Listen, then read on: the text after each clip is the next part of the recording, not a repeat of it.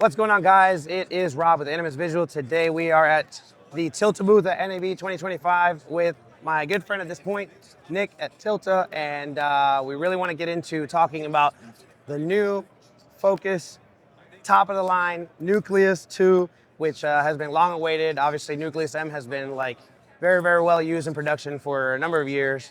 I personally still use it to this day, and we have a new version now after many years. And I am very, very curious to see what's improved and what has changed over time. So we're gonna let Nick take it away and give us a little overview. Yeah, so this is the Nucleus M II. To start, we're going to take a look at the fizz, which is, I think, the most updated of any of the components. The previous version was a focus, iris, and zoom controller. This one adds a fourth option. So you have the wheel to control focus, zoom rocker for zoom, an iris slider on the back, as well as a dial, which you can use for speed of zoom, as well as controlling a fourth motor. So a lot of people are curious what you would use a fourth motor for. We have a couple different options for variable NDs that you can attach that fourth motor to that allow you to wirelessly pull, your ND. And in this case, we're using a 4x56 electronic ND, which can actually wirelessly communicate with the M2. So you don't actually need a specific motor mounted. It's just all 2.4G. But you have options, different ways to map things. I think the main focus of the Nucleus M2 is kind of, making it a bit easier to use, giving more information that's more accessible. There are 4 information screens on the system. So you have your main screen that would be on the front side. You also have information on focus. So you are able to map the focus range of the lens so that when you see you're at 8 feet on the lens, that is being read, to the operator as well. A screen to see your zoom and iris range. This is kind of nice because if you're using a zoom lens that only has incremental markings and you want to be at 111 millimeters, you can see a pretty close approximation to what that actually would be. And then on the back we have our iris slider. So you also have a screen that lets you know what your levels are at, as well as that dial. So any of these can be mapped to any different options, but the idea is that when you're using it, you can still, add tape, and this is a removable ring, so you're able to put the old, Cool. plastic rings on if you want to map it manually, but you now have a pretty simple way to, kind of get a better idea of where your subject is. And That's a ton of improvements and a lot of control, quite literally. So this is, it's always done 4 motors, right? Or no? No. So Fizz has only been a 3-motor, or the Nucleus M Fizz has only been a 3-motor system, including the hand grips.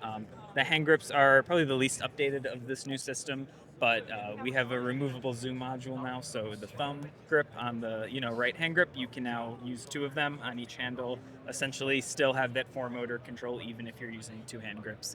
Very cool. Question. So last time, right, when the Nucleus Nano 2 released, we had a lot of questions about battery life, battery everything. So I'm sure the same questions apply here. Is this a built-in battery situation? Can you still replace? So I think a lot of people will be happy to see that these now run on the Sony L series No way. NPF batteries, which I think is probably one of the more common requests we've gotten. So that's both the Fizz and the hand grips. The motors still run off D-tap. It's actually the same 7-pin to P-tap cable. So if you have those previously, you can use those as backups or, to string together multiple motors. But yeah, I think being able to use the pretty available Sony batteries has been a huge help for a lot of people. Are you still able to power off USB-C?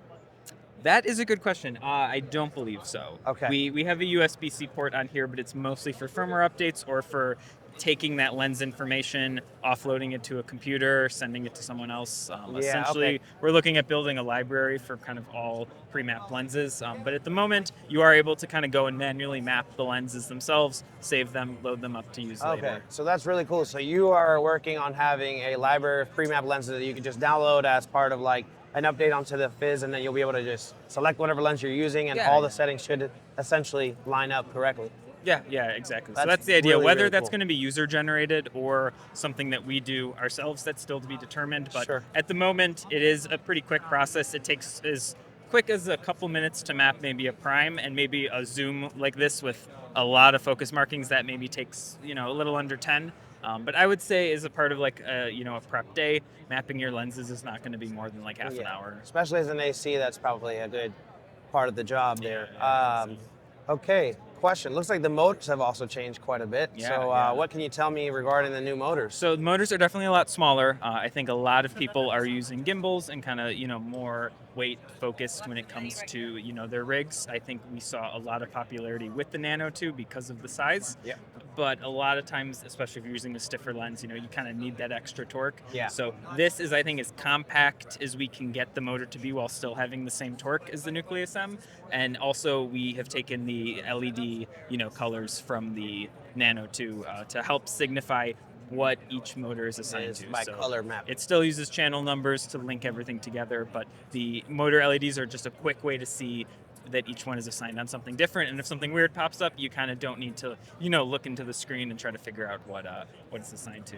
And so you mentioned quickly on torque. It has the same torque as the original Nucleus M? Correct. Got it. A big update, I think, with, kind of handling that torque is we have swapped the kind of dual 15, 19 millimeter rod design. So the previous version was 19 millimeter rod mount with the inserts, yep. And that kind of caused problems with having like perfect tension, especially on 15, and it could cause it to strip a bit easier than it should have. Yeah. These now have two separate ones, so the kind of tension point of each mount is pretty perfect, meaning that these are way less likely to pull away from the rod. I believe less likely to strip over time. It definitely is something that when you put it on, you'll kind of notice. Similar to Nano 2, having like this this rotating element kind of offset from the rod mount. To keep it from really helps with not having all that force popping off directly. So yeah, small improvements, but it makes a pretty noticeable difference. I noticed too on the video that you can switch the gear position on the motor as well, right? So if you have a lens where the your rings are a little bit too tight, a lot of smaller primes have been having that issue of there's just only so many places they can get those gear rings. So now you can kind of butt these two together and then switch the gear location. You could almost have these two touching. If that's incredible. So that's a lot really of big upgrade for that. Very, very neat. All right, so what do we got? We got, of course, like the Nano 2, you can pair to the camera and do internal recording from the button. Yeah. So same thing. The previous M kind of functionality used run stop cables to go from the last available port into the camera. This still features that, but it is similar to the Nano 2 in terms of Bluetooth control, Wi-Fi control, USB-C control. ISO, shutter speed, white balance, that kind of thing. We don't have a full list of everything it's compatible with, but it should feature most of the Nano 2 cameras as the start. Right now, FX3, FX6, Blackmagic, those kind of things are. Now this contraption here is very interesting, especially if you're an owner-op AC. Yeah. So does this come with the kit or is this a separate accessory? It is included with the kit. So it is a baby pin adapter that mounts to the monitor mount, and what's really handy about this is that it mounts to a port on the back of the unit. You can swap the hand wheel to the other side if you preferred, operating wise. But this keeps your monitor and transmitter completely separate, meaning if you do need to pull this off to kind of move with the camera or like do something, more unique, you don't need to kind of take your whole rig with you and like, the old Fizz, you would need the whole monitor and everything on it, and it could be kind of uncomfortable. So yeah, this is kind of perfect for just snapping. Man, this is really neat. Lots of improvements, much more similar now to the Nano 2 upgrades. I believe so. So lots of quality of life improvements Absolutely. on this set. As we know, I mean, the Nucleus M has been a favorite for a really long time. So it didn't really need like a part 2 pretty soon. But all of a sudden I'm looking and I'm like all these little things like, you got the lights indicating the motors. What's the range? Has that changed at all? So the range has changed. At the moment, we are estimating it's around 500 feet, so it is a smaller range than the Nucleus M. However, the connection is a lot more stable. We're definitely noticed a lot less instances of like interference or kind of like, any lag. It is possible we might have some kind of extender or some kind of option if you need that longer range, but I feel like for most people, even at 1,000 feet, you're not putting it on a drone, so 500 is more than enough to get an AC, I think, comfortably back. But yeah, we're at least at the moment prioritizing, having a reliable, more stable connection while losing a little bit of distance. Very, very, very cool. And how many motors can you map? Max of 4 at any given time? Yeah, 4 with the Nano. So, and yeah, same thing, power pass through, just, chain the motors together. Very cool. Well, I mean, honestly, I can't think of any more questions. If you guys have any, leave them down in the comments and I'll try to reach out and get you some answers. And thanks for tuning in.